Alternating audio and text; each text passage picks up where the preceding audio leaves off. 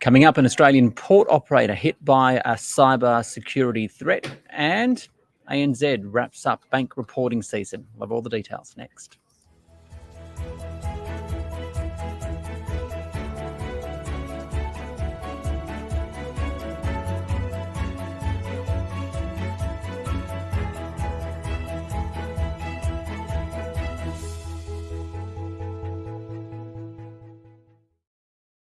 Daily 10-minute business and finance news wrap for this Monday, the 13th of November 2023.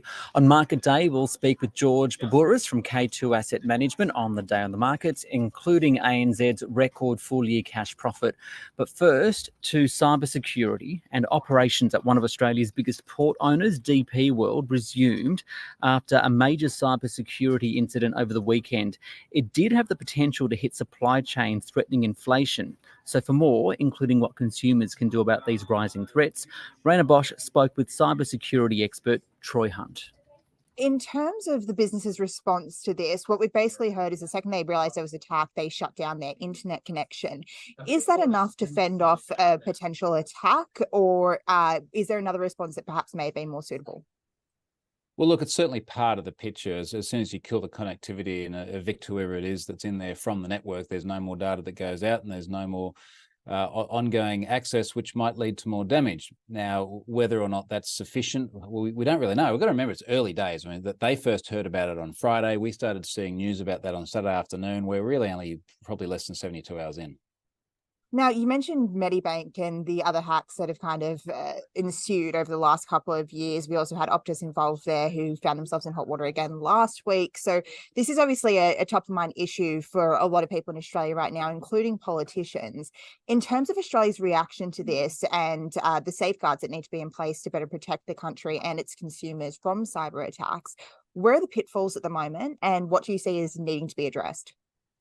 Well, I think first of all, we're probably all just a little bit hyper vigilant at the moment, because we had, not just Optus and then Medibank, but then we had Latitude earlier this year as well. And the vast majority of Australians were in at least one of those. I was certainly in one of those myself. The response we've seen from government after those incidents has been positive in terms of the indications to make serious investments in there. We've now have a cybersecurity coordinator being appointed as well. Our cybersecurity minister has been very vocal, and there's been commitments around resources to try and help tackle these incidents. But of course, these are things that are going to take years to put in place to the point where they have enough effect to hopefully stem the flow of this. And I think we've got to recognise also, computer systems are complex, particularly in large organisations. We're never going to get this down to zero. And really, the question is, do we have the right equilibrium at the moment? And evidently, probably no. But we've just got to see how big that gap is that we can close. Finally, Troy, in our conversation earlier, you mentioned that this is an event that's happening kind of on the daily in terms of cyber threats. So how concerned should Australians be? We should be probably equally worried to those of our friends and families around the rest of the world. Look, we're a little bit hyper-vigilant at the moment because we've had so many incidents back to back in a small period of time. But these are happening every day, all the way around the world, and particularly the likes of ransomware, which are being so insidiously damaging in many cases. And again, we think back to the Medibank situation. So we need to be cautious and do all the sorts of things that we as consumers have control over: strong, unique passwords, multi-factor authentication, password managers, careful of the links we click on. But evidently that alone is not enough. And again, I think that the challenge for us as a society is trying to find where the equilibrium is, recognizing that we're never going to eradicate cybercrime altogether, in just the same way that we'll never eradicate crime in real life. Rhayna Bosch there, speaking with cybersecurity expert Troy Hunt. Now, Market Day on the SBS On the Money podcast. The Australian share market fell today. The S&P ASX 200 down 0.4% at 6,948. Comes on a day where ANZ posted record full-year profits. For more on that and the day's market action, I spoke with George Boubouras, the head of research at K2 Asset Management. A number of things are driving the market, but in general, the macro global conditions appear to be a bit more predictive where they were a month ago. The correction that equity markets had for about 4 or 5 weeks leading into the FOMC meeting of 2 weeks ago is past us, and people are quite comfortable with the narrative that higher rates for longer in the developed world, with a probable outcome of a soft landing. Therefore, people are looking through that and becoming quite comfortable with that outcome. So higher rates for longer. We know in some parts of the world rates are being left on hold. We saw that over the past few weeks with the US, the Bank of England, for example. But in Australia, there's increasing chatter that rates may still need to rise. Last week, we saw the Reserve Bank lift its inflation forecasts. Today, its acting assistant governor said that inflation is still too high. So what's the market thinking will happen with local rates? Yeah, it's a good question. Marion Collins, the assistant governor, spoke this morning. Australia is a little bit different to the rest of the world in that it was what we call behind the curve from a market perspective, slow to raise rates, number of unique circumstances.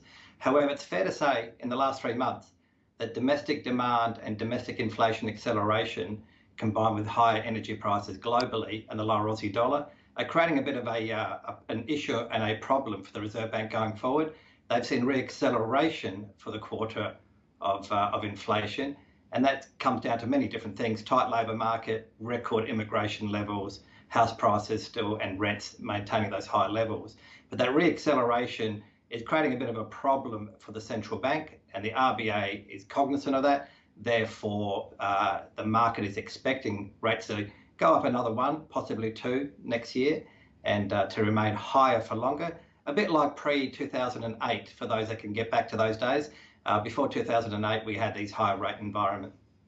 We can't talk interest rates without talking banks. ANZ today posting a record full-year cash profit of $7.4 billion, but shares are down. Why so? What's your take on the result? Combination, it's a record number, and it's a number in 2 halves, obviously. The first half of this fiscal year was very robust numbers, and in line with other banks, the margins were still growing quite healthy from an absolute term, but they were slowing in the second half.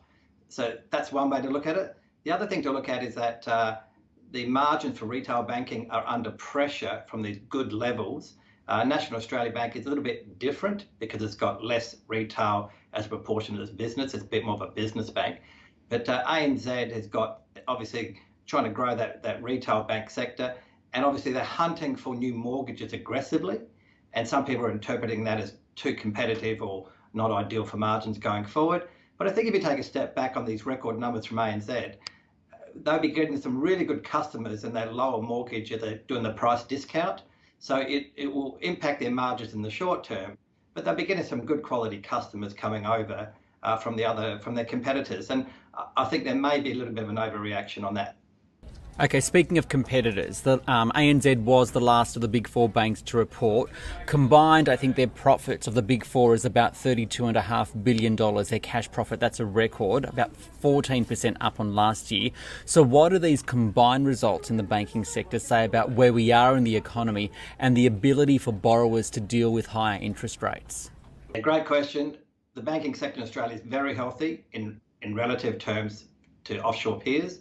And those numbers are very, very strong, given obviously the big emphasis on mortgage and mortgage rates in retail banking, notwithstanding National Australia Bank's got a bigger business bank as a comparable.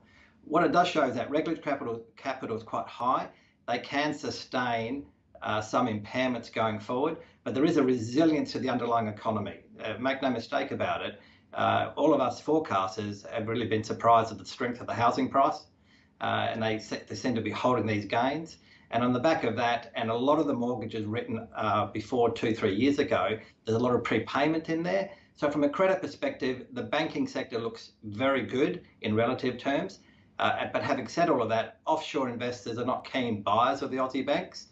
They don't have to come here for that. But domestically, the banking sector is in relatively good shape with a strong labour market, and it can handle some pain next year, which we're all anticipating. But in general, the banks are coming off these record profits, and they're well placed for any headwinds for calendar 24 and beyond.